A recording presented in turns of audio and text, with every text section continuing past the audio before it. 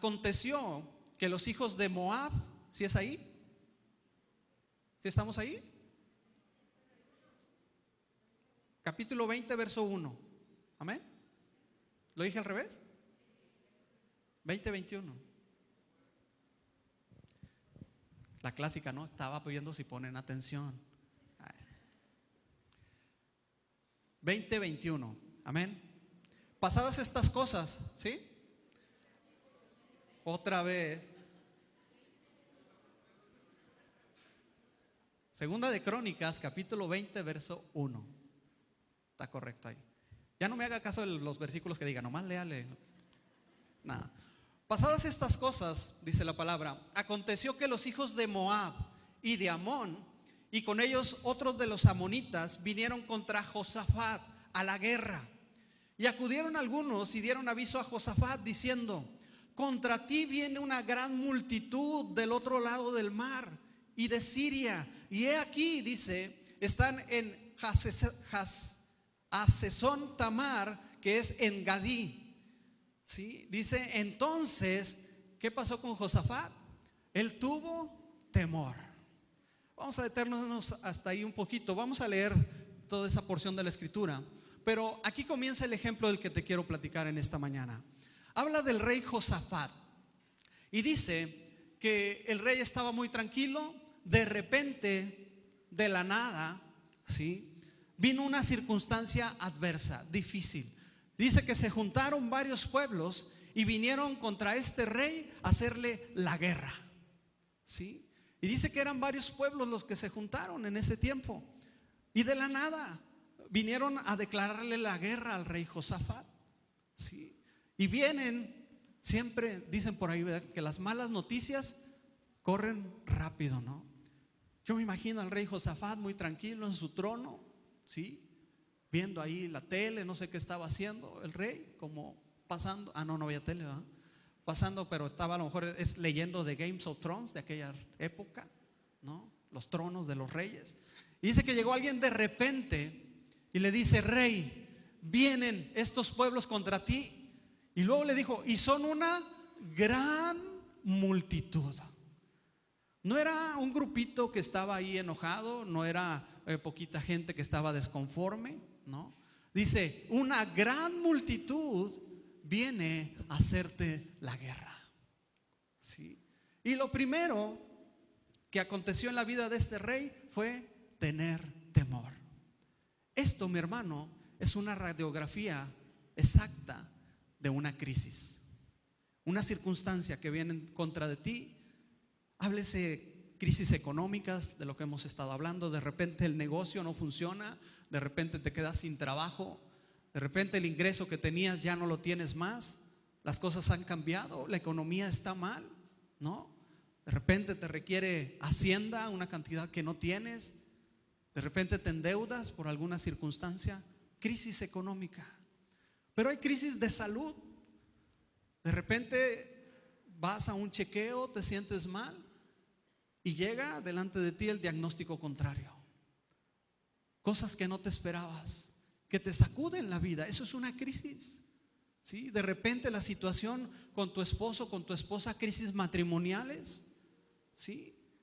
Situaciones que parece que no puedes arreglar, que no hay forma de poder solucionar, que han llegado, que han evolucionado hasta tal punto donde parece que va a haber un quiebre, una situación donde se toma una decisión. Estás en medio de una crisis familiares, ¿no? De repente el papá se enoja con el hijo, de repente con los hermanos, fallece alguien, crisis emocionales, pierdes a un ser querido de manera intempestiva, de manera muy rápida, sin esperarlo. Crisis en la vida del ser humano son parte de la vida. Y vemos aquí como el rey Josafat, en su puesto como rey, tiene que enfrentar una crisis. Vienen pueblos enemigos en gran multitud y le dicen: vienen a hacerte la guerra, vienen contra ti, ¿sí? Todo cambia en ese momento. Todo empieza a aparecer de una manera que no estamos acostumbrados a vivir situaciones de crisis. Dice el versículo 3: entonces él tuvo temor. Y Josafat se humilló, dice, humilló su rostro para consultar a Jehová, e hizo pregonar ayuno a toda Judá. Y se reunieron los de Judá para pedir socorro a Jehová. Y también los de las ciudades de Judá vinieron a pedir ayuda a Jehová. Fíjate la reacción, y esto es lo primero que quiero que tú y yo veamos, ¿sí? Te voy a dar 5 puntos, 5 claves para poder afrontar la crisis cuando ésta llega a nuestra vida, o para que tú afrontes la crisis por la cual pudieras estar atravesando. 5. El número 1 que vemos en esta escritura es la reacción de Josafat. Dice que Josafat tuvo miedo, pero Josafat, enseguida de sentir esta emoción, dice que humilló su rostro delante de Dios. Lo primero que Josafat hizo fue buscar la guianza de Dios. Fue buscar el rostro de Dios. ¿A qué se refiere esto? Bueno, a reconocer que yo no puedo y es un asunto de Dios, es un asunto que tengo que tratar con Dios. ¿Por qué? Porque en la crisis mis fuerzas están rebasadas. Mis habilidades ya no son suficientes. Josafat viene y dice, humilla su rostro delante de Dios, pero no solo él. Fíjate la claridad mental que tuvo Josafat en ese momento, a pesar de la circunstancia difícil. Dice, y proclamó ayuno en todo el pueblo. Dice, y no solo en el pueblo de Judá, sino en todas las ciudades de la provincia, en todo el municipio, en todo lo que correspondía a los alrededores de Judá. Dijo, también ustedes tienen que venir y tenemos que buscar a Dios. Fue lo primero que hizo Josafat en medio de la crisis. Y sabes, a veces tú y yo cometemos este error de no buscar a Dios. A veces lo primero que pensamos es, si es una crisis económica, ¿sabes qué? Vamos al banco a pedir prestado, ¿no? Si es una situación muy complicada, ¿sabes qué? Mete la tarjeta. Aún peor, a veces tomamos malas decisiones y ¿sabes qué? Pues bueno, ahí en el inventario dice que son 20, ponle 10 y yo me quedo con 10. Empezamos a tratar de buscar soluciones. ¿Por qué? Porque estamos rebasados. Empezamos a tratar de negociar con otras personas que sabemos que no es bueno negociar, que no es bueno ponernos en deuda con gente que no nos conviene. ¿Por qué? Porque queremos salir de la situación. Pero yo te digo en esta mañana, lo primero que tú y yo debemos hacer al afrontar una crisis es buscar el rostro de Dios. Buscar como nunca el rostro de Dios. ¿Por qué? Porque Dios quiere esa intimidad. Parte del propósito de Dios en medio de una crisis es lograr que tú y yo volteemos a Él, es llamar nuestra atención, es llevarnos a un nivel mayor de comunión con Dios. Y a veces la única manera, hermano, en que tú y yo, vamos a decirlo así, entendemos que Dios nos quiere en una intimidad mayor es a través de una crisis, a través de una circunstancia que no podemos controlar. Lo que Dios está deseando es que tú y yo humillemos nuestro rostro y volteemos delante de Dios. Josafat, como nunca antes lo habían hecho ellos, dijo, ¿saben qué? Todos vamos a ayunar. ¿Saben qué? Todos nos vamos a reunir y todos vamos a clamar a Dios por su ayuda. ¿Por qué? Porque esto es una crisis. Y el único que nos puede librar en situaciones de este tipo es Dios. Número 1, busquemos a Dios como nunca antes lo habíamos buscado. En medio de tu crisis, en medio del problema que estés pasando, cualquiera que este sea, busca el rostro de Dios como nunca antes lo habías buscado. Humíllate delante de Dios. Cambia tu manera de acercarte a Dios. Sé más honesto. Mira, nuestra comunión empieza a cambiar en medio de las crisis cuando entendemos esto. No es lo mismo las oraciones. Tú no me dejarás mentir si has pasado por esta situación. No es lo mismo orar todos los días por alimento, por tu trabajo, por tu familia, por tu escuela, porque te vaya bien en este día, porque el Señor tome el control de los clientes, de tus hijos, de todo. Todos hemos orado así alguna vez, ¿no?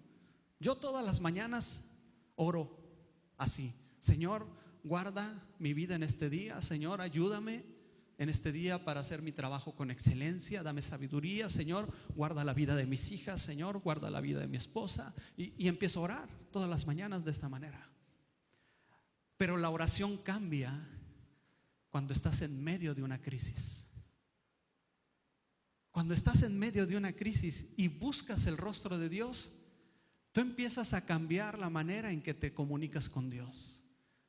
Porque es una comunión, una comunicación con Dios que nace de una necesidad. Di conmigo, necesidad.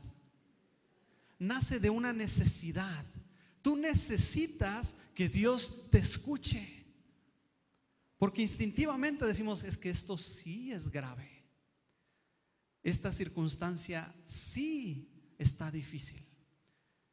Y es cuando de tu corazón empiezas a clamar de una manera diferente y empiezas a decirle: Señor, no tengo a nadie a quien acudir, he gastado todas mis fuerzas. Padre, necesito que me ayude. La comunión es diferente. Empiezas a entrar a un nivel mayor de comunión con Dios. Eso debemos aprenderlo tú y yo en medio de las crisis. Pasamos, hermano, de conocer un Dios al que hablamos, de un Dios al que predicamos, ¿sí?, a establecer una relación con un Dios que conocemos, que sentimos en nuestra vida. Y eso, hermano, marca una diferencia. No es lo mismo hablar de Dios y sentir a Dios. Las cosas empiezan a cambiar, tu vida se empieza a transformar y la crisis empieza a cumplir con un propósito divino en tu vida. ¿Estás conmigo? Dios tiene un propósito. Dios no te ha dejado, Dios no te ha abandonado. Dios tiene un propósito. Y en la medida que tú y yo nos alineemos a ese propósito de Dios, vamos a empezar a ver sus maravillas. Entonces, número 1, Dios quiere cercanía. Sin que pierdas ahí, ve al libro de Amós, capítulo 5, verso 4, por favor. No me pierdas Segunda de Crónicas, pero quiero que vayas al libro de Amós, es importante. Quiero que saques tu resaltatexto, tu marcador. Si tienes algo, si no, pídelo por ahí, tu pluma. Y en Amós, capítulo 5, verso 4, es de los profetas menores. ¿Ya estás ahí? Amós, capítulo 5, verso 4, dice: pero así dice Jehová a la casa de Israel: buscadme, ¿y qué? Y viviréis. Esto es una promesa de Dios para tu vida.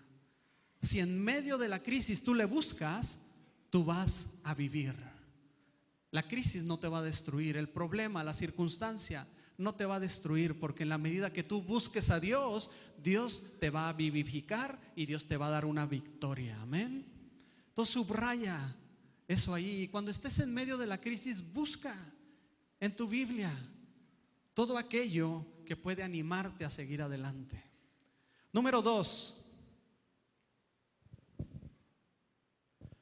dice ahí la escritura que leíamos, ¿no? Regresando a Segunda de Crónicas. Entonces, en el versículo 3, Segunda de Crónicas, capítulo 20, verso 3, dice: entonces él tuvo temor y Josafat se humilló. El segundo punto, la segunda clave que tú y yo tenemos que entender, tiene que ver con nuestras emociones. En medio de una crisis, en medio de un problema, es normal que tú y yo tengamos emociones naturales, ¿sí? Emociones que surgen de nuestra vida. Y una de ellas, en el caso de Josafat, fue el temor.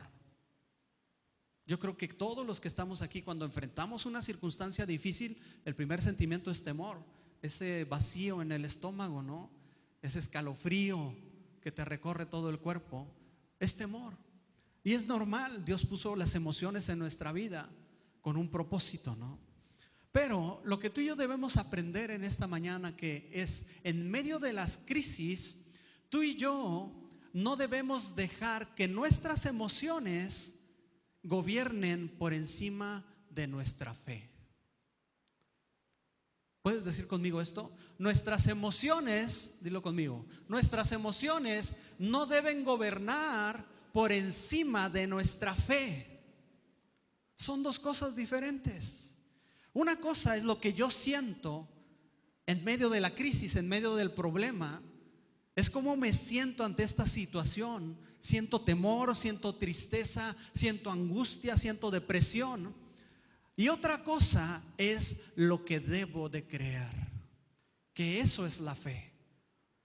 Josafat sintió temor porque era una gran multitud y no tenía manera. Era una situación de vida o muerte. En aquel tiempo, cuando hacían las batallas, las guerras, llegaba el pueblo, conquistaba al pueblo contra el cual hacía la guerra, destruía todo lo que tenían. A veces llevaban esclavos, pero sabes, al rey le daban cuello. Al rey era el primero que mataban.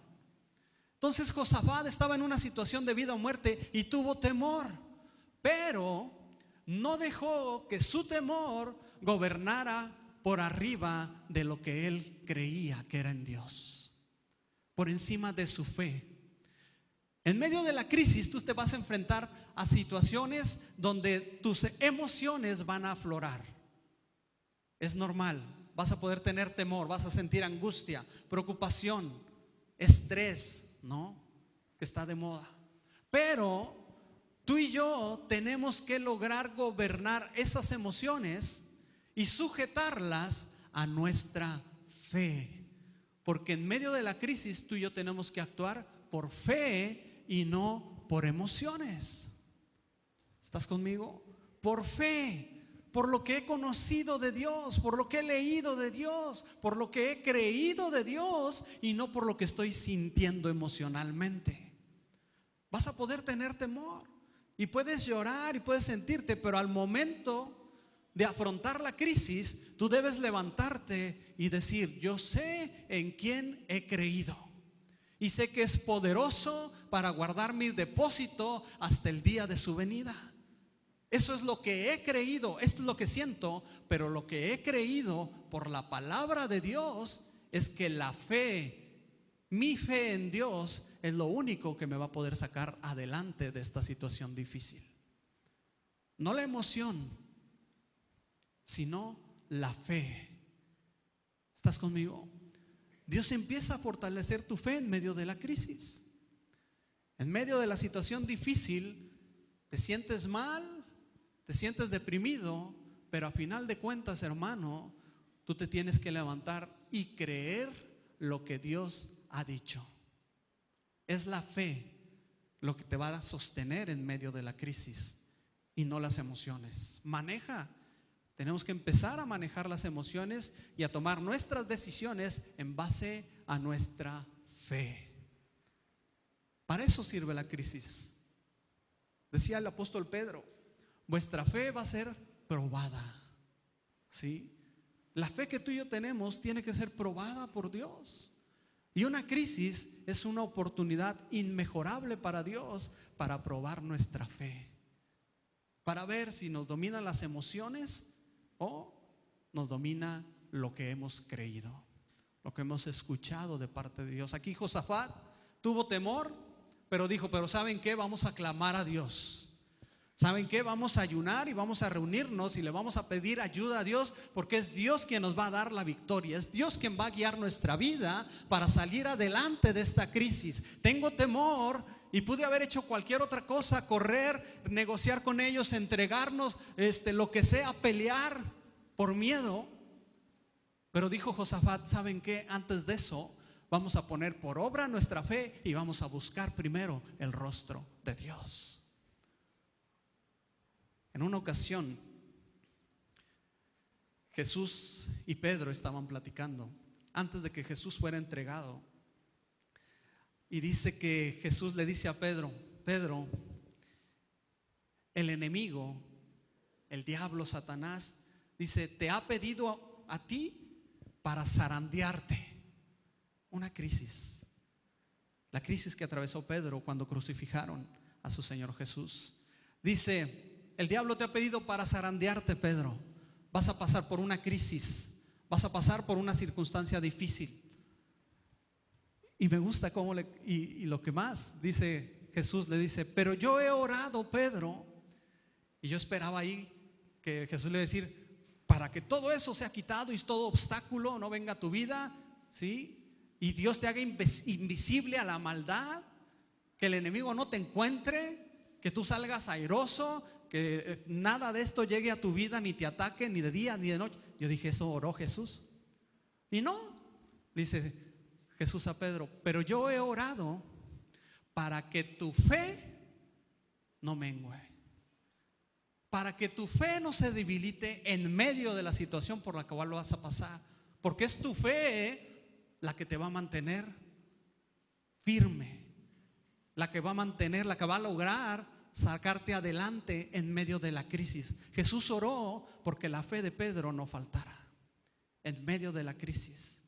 Tú y yo debemos entender que es nuestra fe, lo que hemos conocido de Dios, la mejor herramienta que vamos a tener para poder salir adelante en medio de una circunstancia difícil. ¿Estás conmigo? Voltea con el que está ahí a tu lado y dile: que tu fe no falte. Ese fue el número 2, la fe. Número 3. Ay, me quitaron el reloj de allá. Número 3. Josafat oró a Dios. Dice ahí, y vamos a leerlo. En el versículo 5 del capítulo 20, dice que todos se reunieron, oraron, pidieron ayuda a Jehová. Y en el versículo 5 dice: entonces Josafat se puso en pie en la asamblea de Judá y de Jerusalén, en la casa de Jehová, delante del atrio nuevo, y dijo: Jehová, Dios de nuestros padres, ¿no eres tú Dios en los cielos y tienes dominio sobre todos los reinos de las naciones? ¿No está en tu mano tal fuerza y poder que no hay quien te resista? Dios nuestro, ¿no echaste tú los moradores de esta tierra delante de tu pueblo Israel y le diste a la descendencia de Abraham tu amigo para siempre? Dice: y ellos han habitado en ella y te han edificado en ella santuario a tu nombre, diciendo: si mal viniere sobre nosotros, o espada de castigo, o pestilencia, o hambre, nos presentaremos delante de esta casa y delante de ti. Dice: porque tu nombre está en esta casa, y a causa de nuestras tribulaciones clamaremos a ti, y tú nos oirás y salvarás. Ahora pues, he aquí los hijos de Amón y de Moab, los del monte de Seir, a cuya tierra no quisiste que pasase Israel cuando venía de la tierra de Egipto, sino que se apartase de ellos y no los destruyese. Dice: he aquí ellos nos dan el pago, viniendo a arrojarnos de la heredad que tú nos diste en posesión. Oh Dios nuestro, ¿no los juzgarás tú? Porque en nosotros no hay fuerza contra tan grande multitud que viene contra nosotros. No sabemos qué hacer, y a ti volvemos, Señor, nuestros ojos. Josafat empezó a orar a Dios, esperando tener una respuesta de parte de Dios. Lo que hemos estado platicando: volver el rostro a Dios, confiar, creer que Dios tiene el cuidado de nosotros y la misericordia. Pero mira, el tercer punto del que te quiero hablar es empezar a alinear nuestra vida con Dios. Comenzar a alinear nuestra vida con Dios. En el capítulo 18 de este mismo libro de Segunda de Crónicas, 2 capítulos más atrás, la Biblia nos muestra la vida del rey Josafat. Y Josafat comete errores. Josafat comienza a tener amistades que no conviene, a hacer acuerdos con reyes con los cuales incluso Dios le decía, le advertía: no debes entablar amistad con este rey, no debes unirte con este rey. En el capítulo 18, no tenemos el tiempo para verlo todo, pero en su casa lea el capítulo 18 y va a ver cómo Josafat empieza a cometer errores. Y en el capítulo 19 Segunda de Crónicas 19:1, un capítulo atrás. Mire lo que pasa. Le dice: Josafat, rey de Judá, volvió en paz a su casa en Jerusalén. Y le salió al encuentro el vidente Jehú, hijo de Ananí, y dijo al rey Josafat: ¿al impío das ayuda y amas a los que aborrecen a Jehová? Dice: pues ha salido de la presencia de Jehová ira contra ti por esto. Un capítulo antes, un profeta de Dios viene con Josafat y le dice: Dios se ha fijado las malas decisiones que has tomado y por eso ha salido ira contra ti. Josafat en el capítulo 18 tuvo que salir huyendo porque se puso en guerra contra otros pueblos, se alió con otro rey. A ese rey lo mataron y a Josafat ya le andaba. Tuvo que salir huyendo de ahí. Y por eso empieza el 19, dice: y volvió en paz Josafat a su tierra, a su casa, pero a Dios no se le olvidó. Vino un profeta de Dios y le dijo: ¿amas a los que aborrecen a Dios? ¿Te estás juntando con gente que no conviene, que Dios te dijo que no? Dice: ha salido ira de la boca de Dios, de parte de Dios para tu vida. La vida de Josafat no estaba alineada a lo que Dios quería. Pero fíjate, y este es el verso que debes de subrayar, versículo 3, segunda de Crónicas 19:3, dice: pero se han hallado en ti, ¿qué? Se han hallado en ti cosas buenas, por cuanto has quitado de la tierra las imágenes de acera y has dispuesto tu corazón para buscar a Dios. Y yo quiero que tú y yo veamos dos cosas en esta parte.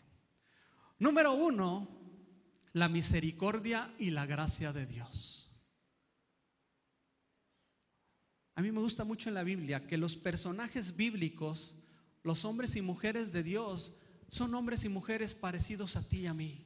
Es decir, no son superhéroes acá que nunca fallan, que tienen todo ganado, que tienen todo perfecto y por eso Dios les ayuda. No, son hombres y mujeres como tú y como yo, que cometen errores y cometen aciertos, que hacen cosas buenas y cosas malas, decisiones buenas y decisiones malas, pero que a final de cuentas dice la Biblia que lo que Dios busca, lo que Dios ve es el corazón del hombre. Y esto nos debe servir a ti y a mí para entender que Dios ve nuestro corazón y que a pesar de las decisiones equivocadas que hemos tomado, Dios está dispuesto a darnos la victoria, para que Él sea glorificado y por gracia y por misericordia tú y yo seamos levantados. Josafat había cometido errores y viene Dios y le dice: sé los errores que has cometido, la has regado. Por eso al principio te decía, hay crisis que son consecuencia de nuestras malas decisiones. Y tal vez tú y yo diríamos: pues bueno, se lo tiene merecido. Lo corrieron del trabajo por tranza. Qué bueno que lo corrieron del trabajo, ¿no? ¿Y cómo le va a ir? Quién sabe cómo le va a ir, pero se lo merece. Bueno, la buena noticia es que Dios no es así. Dice la Biblia que Dios es amplio en perdonar y grande en misericordia. Y que si tú y yo venimos delante de Él con un corazón contrito y humillado, Dios no nos desprecia. Aquí Josafat había cometido errores y Dios le dice: te equivocaste, pero se han hallado cosas buenas en ti, Josafat. Y este es el segundo punto de este punto: alinear nuestra vida a Dios, comenzar a hacer las cosas bien delante de Dios. Tú y yo tenemos que empezar a cambiar nuestra vida para alinearla, adecuarla a la voluntad de Dios para cada uno de nosotros. Eso es lo que Dios anhela, que tú y yo alineemos nuestra vida a lo que Él quiere en nosotros. Por eso es que nos congregamos, por eso es que leemos la Biblia, por eso es que la palabra se comparte, porque tú y yo debemos alinear, esforzar nuestra vida para procurar hacer la voluntad de Dios para nosotros. Porque en la medida que lo hagamos así, hermano, es en la misma medida en que Dios dispone las cosas para que nos vaya bien a ti y a mí. El rey Josafat dice, de las cosas buenas que habla el capítulo 19, es que comenzó a quitar los ídolos y comenzó a establecer jueces y comenzó a fortificar la ciudad y comenzó a decirle a la gente: tenemos que buscar a Dios, tenemos que corregir y empezar a hacer las cosas bien para Dios. Josafat empezó a alinear su vida a la voluntad de Dios. Y tú y yo debemos aprender de esto. En medio de la crisis, cuando la crisis venga a nuestra vida, tú y yo tenemos que tener la convicción de querer alinear nuestra vida a la voluntad de Dios. Esto implica cosas de nuestra parte, hacer cosas que agradan a Dios y dejar de hacer las cosas que no le agradan a Dios. Eso es parte de la vida cristiana, es lo que Dios quiere lograr en nosotros. Dice la Biblia que Dios está tratando en nuestra vida para formar el carácter de Cristo en nosotros. Pedro, en una de sus cartas en el Nuevo Testamento, dice que los maridos vivan con las mujeres sabiamente. Y esto normalmente lo compartimos con los matrimonios de la iglesia, porque en sí el versículo habla del matrimonio. Dice que los maridos tienen que aprender sabiamente, a vivir sabiamente con las mujeres, a tratarlas como vaso frágil. Pero luego al final dice: para que vuestras oraciones no tengan estorbo. ¿Mis oraciones a Dios pueden tener estorbos? Es decir, ¿Dios no escucha todas las oraciones? Bueno, la Biblia dice que las oraciones pueden tener estorbos si tú no estás viviendo conforme a la voluntad de Dios.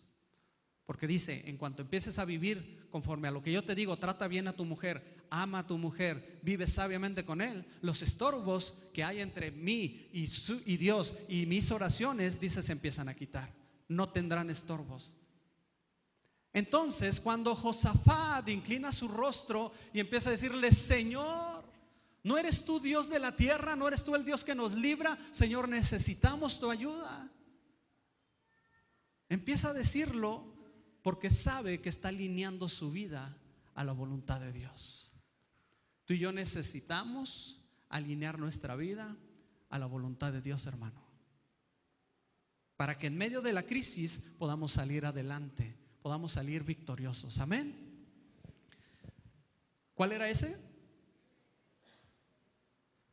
¿El 4? El 3. Bueno, son 18, pero vamos a... Número 4, rápidamente. Dice: recordar lo que Dios ha hecho en el pasado. Josafat, fíjate su forma de orar, hermano, delante de Dios en medio de la crisis. Josafat empieza a decir: Señor, ¿no echaste tú los moradores de esta tierra delante de tu pueblo? O sea, Señor, tú ya has dado la victoria y antes tú ya has hecho posible estos milagros. Tú echaste a todos los que estaban y todos los que venían contra Israel, tú los venciste y los quitaste de delante de ellos. Josafat se pone histórico. Y esto es un principio básico en la vida de todo ser cristiano para fundamentar su fe. Dice la Biblia que Dios no cambia. ¿Estás conmigo?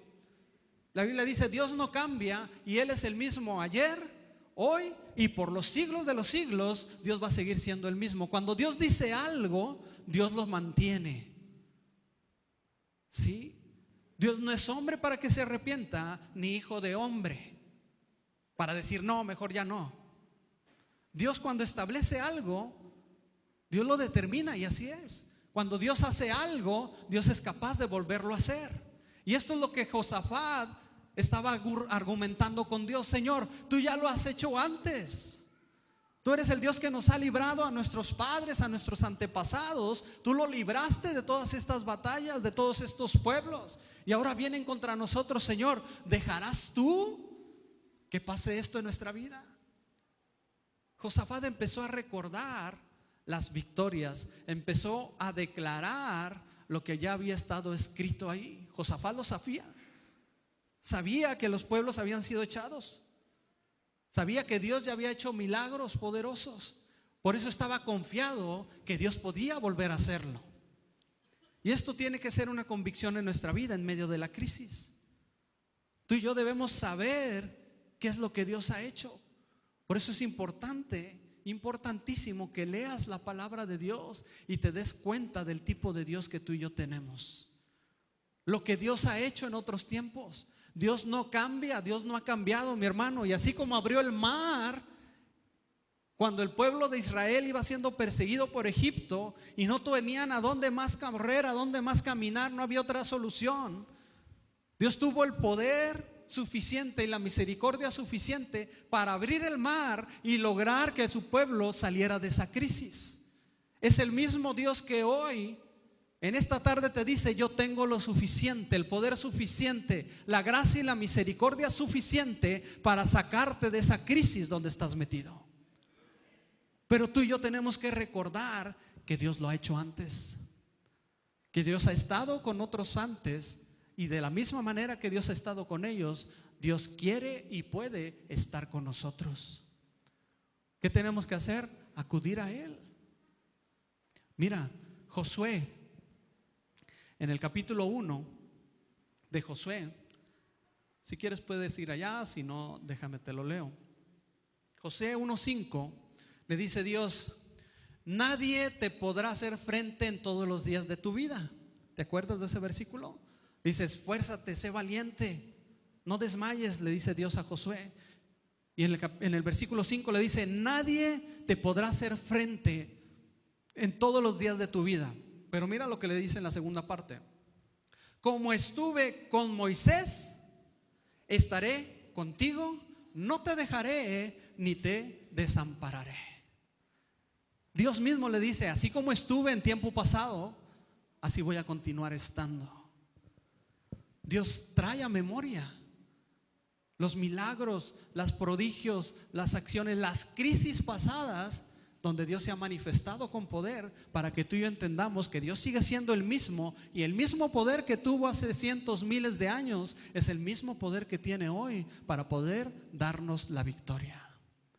Pero tenemos que conocerlo, tenemos que saberlo. Amén. Ese fue el número 4. Y vamos a terminar.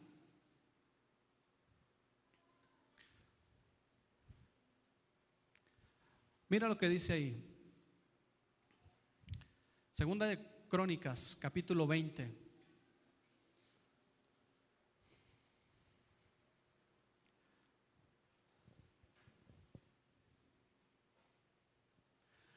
Segunda de Crónicas, capítulo 20, verso 12. Dice: oh Dios nuestro, ¿no los juzgarás tú? Porque en nosotros no hay fuerza contra tan grande multitud que viene contra nosotros. No sabemos qué hacer, y a ti volvemos nuestros ojos. Y todo Judá estaba en pie delante de Jehová, con sus niños, sus mujeres y sus hijos.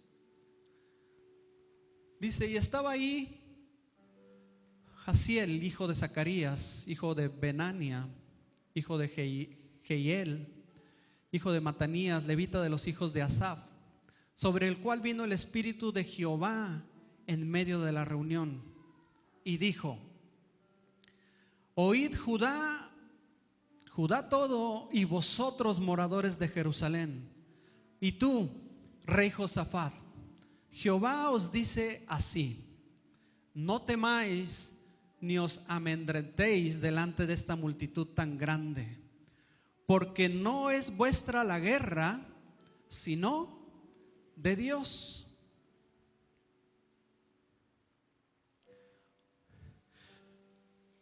El último punto es: tú y yo debemos aprender a transferir nuestros problemas, a transferir nuestras crisis. Esto fue lo que el rey Josafat hizo.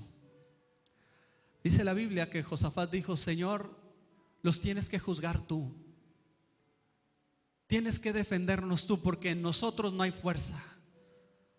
Nosotros no podemos en esta circunstancia, en esta multitud. ¿Sabes qué, Señor?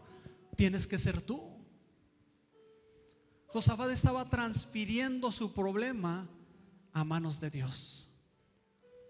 Josafat estaba entregando la crisis, el problema, la circunstancia adversa, y diciéndole: Señor, eres tú el que tiene que tratar con este asunto. Y por eso es que Dios le contesta y le recuerda, le dice: Josafat, esta batalla no es de ustedes, esta batalla es de Dios. Esta batalla es mía, dice Dios. Pero necesitamos depositarlo en las manos de Él. En una ocasión vi a un pastor predicando hace algunos años atrás y hablaba de esto, de la transferencia. Y ponía un ejemplo muy claro para mí, que se quedó grabado en mi mente y lo entendí completamente. ¿Cuántos han visto el fútbol americano? ¿Saben el fútbol americano, no? En el fútbol americano, cuando va a empezar una jugada, traen el balón ovalado, un ovoide le llaman, y se ponen todos en una línea y está un cuate atrás que es el que va a recibir el balón. A ese le llaman el mariscal de campo. Es el que recibe el balón y tiene que decidir qué hace con él, ¿sí? Entonces está toda la línea, y los que han visto el fútbol americano, los monos que juegan ahí son gente grandota, pesada, 150, 160 kilos, ¿no? Y altotes. Y ellos tienen la encomienda de ir a recuperar ese balón. Por eso en la línea de golpeo ponen a los más grandotes, ¿no? Unos defienden y otros atacan. Pero cuando el mariscal de campo recibe el balón, todos los enemigos, los grandotes, tienen que ir a contra él, a golpearlo, a tumbarlo, a eliminarlo para obtener el balón. Entonces decía este pastor: ese balón es la crisis, ese es el problema. Está el quarterback, el mariscal recibe el balón y todos se abalanzan contra él. Todos lo van a atacar, todos lo van a tirar. Los monotes grandotes van a llegar y lo van a golpear con todas sus fuerzas porque necesitan ese balón. Dice, y lo que hace este mariscal de campo, este jugador, es transfiere el problema. Si él está aquí con el balón y ve toda la bola que vienen y hay otro compañero de él avienta el balón hacia acá. ¿Y qué crees que pasa con todos los grandotes? Él se queda parado y todos le sacan la vuelta y se van para allá. Transfiere el problema a otras manos, se deshace del problema. Para alguien que corra más, para alguien que tenga mayor habilidad para poder hacer algo con ese balón, o si no tiene otra, lo avienta a alguien más. Y todos los grandotes dan la vuelta y siguen el problema para allá. En medio de una crisis, tú y yo tenemos que aprender a transferir nuestra circunstancia en manos de aquel que tiene el poder, que tiene la habilidad, que tiene la capacidad para poder lidiar con esos problemas, y ese es Dios. Es por eso que tú y yo recibimos de Él su palabra, donde dice: no es tuya la guerra, sino de Dios. En medio de la crisis tienes que aprender a entregarle a Dios tu problema, a entregarle a Dios tu circunstancia difícil, cualquiera que ésta sea, y es Dios el que se va a encargar de sacarte adelante en medio de esa crisis. Tenemos que aprender a soltar el balón. Estamos tan acostumbrados a resolver nuestros problemas, hermano, es la realidad. Los problemas de la vida diaria tú los resuelves. Te falta gasolina en el carro, tú vas y le echas gasolina. Se descompuso, vas y lo llevas con un mecánico. Tu hijo se equivocó, tú lo reprendes. Y estamos tan acostumbrados a resolver nuestros problemas que en medio de la crisis se nos hace difícil soltarlos. Se nos hace difícil reconocer que no podemos y que necesitamos de Dios. Se nos hace difícil humillarnos. Josafat se humilló delante de Dios, dice, porque no es fácil soltar el problema y entregarlo en manos de aquel que es el único que puede ganar las batallas más difíciles. El Salmo 55:22 dice: echad sobre Jehová tu carga y Él te sustentará, no dejará para siempre caído al justo. Tenemos que aprender a echar nuestras cargas en Dios. Hermano, Las crisis son difíciles. Pueden venir tiempos difíciles a tu vida. Puedes estar atravesando por tiempos difíciles. Pero yo te quiero decir en esta mañana, de parte de Dios, en esta tarde, Dios está contigo en medio del problema. Dios no te ha dejado. Hay un propósito de Dios para la circunstancia por la cual estás atravesando. Dios no ha hecho oídos sordos. Dios está al pendiente de lo que estamos atravesando. Pero tenemos que ser probados. Tenemos que permanecer, tenemos que aferrar, tenemos que levantar nuestra fe, tenemos que levantar nuestra mirada a Él. Tenemos que recordar y fortalecer nuestra fe con las victorias que Él nos ha dado. Tenemos que empezar a alinear nuestra vida con Él. Y por último, tenemos que entregarle las cosas a Dios. Tenemos que comenzar a entregarle nuestras cargas a Dios. Amén. Así que ahí en tu lugar, ya terminamos. Pero ahí en tu lugar, si tú estás pasando por una situación difícil, si tú tienes una crisis en estos tiempos, en estos momentos por la cual estás atravesando, comienza a orar a Dios, así como lo hizo Josafat. Comienza y voltea tu rostro a Dios y empieza a hablarle y decirle: Señor, reconozco que no puedo. Ya me cansé, ya luché, ya intenté. Señor, hoy vengo delante de ti y reconozco que no puedo con esto.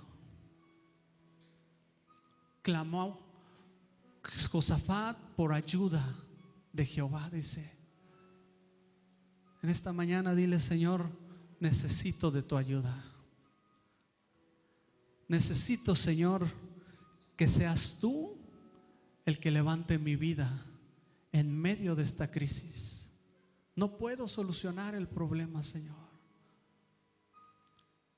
Sabes, a Dios le gustan corazones honestos, que vengan y en tus propias palabras le digas y le reconozcas: Señor, yo no puedo. No puedo, Señor. Y ahora entiendo que tú eres el único que puede ganar mi batalla. Dice la Biblia que estos pueblos enemigos, Dios le dijo: no va a haber necesidad que tú pelees en esta ocasión. Solamente te tienes que parar y observar lo que yo voy a hacer, le dijo Dios al pueblo.